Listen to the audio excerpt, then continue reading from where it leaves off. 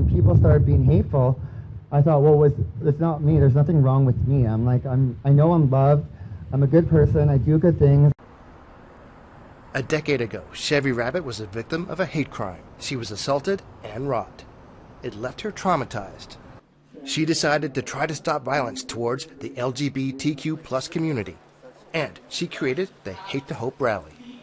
The rally attracts hundreds each year to promote peace instead of hate. Chevi Rabbit became a needed voice. I became an advocate here in the city when I got gay bashed, and I never thought I would become an advocate. I never thought I'd have to use my voice to help others, and not only that, help entire communities. So I think it's been an interesting journey, a healing process, a self-discovery, all intertwined into one. She says many people over the years have told her she has helped them in difficult times.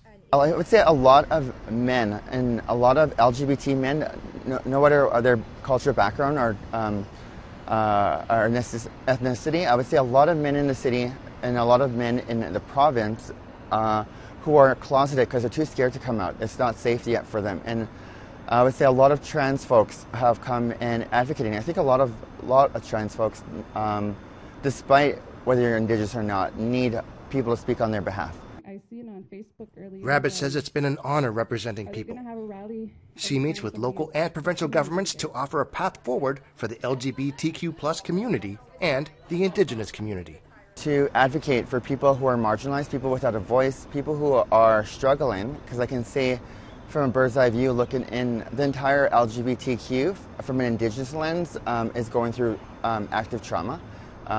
There's a lot of work that needs to be done. So I think the work that I'm doing is really meaningful and impactful.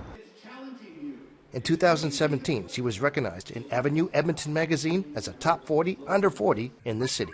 Rabbit also co-created the Walk a Mile in a Ribbon Skirt event in 2020. The event brings awareness of the importance and cultural significance of the ribbon skirt. She now works as a reporter for the Alberta Native News and says being an advocate has been fulfilling, and it's also been challenging. So I think it's scary at times because you don't want to let people down, because you can see a lot of people who need help. You can see whole families who are learning inclusivity, they're learning pronouns, they're learning to give dignity and space to people who otherwise would be a pariah. Chris Stewart, APTN National News, Edmonton.